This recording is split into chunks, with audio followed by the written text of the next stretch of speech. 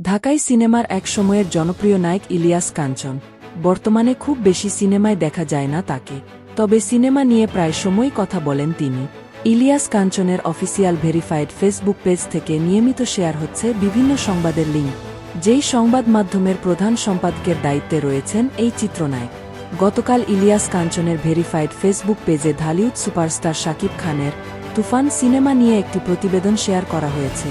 কলকাতায় বড় ধাক্কা খেল তুফান শিরোনামে সেই সংবাদটি শাকিব ভক্তদের মধ্যে মিশ্র প্রতিক্রিয়ার সৃষ্টি করেছে। শুধু ভক্তরাই নন, পোস্টটি ভালোভাবে নেননি অপু বিশ্বাসও।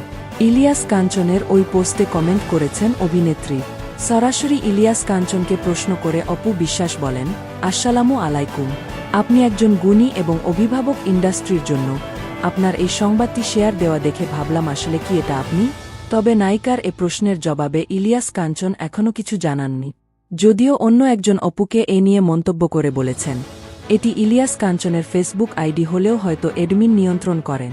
কাঞ্চন ভাই হয়তো কিছু জানেই না। উল্লেখ্য, ঈদুল আজহায় মুক্তি পেয়েছে শাকিব খান অভিনীত সিনেমা তুফান।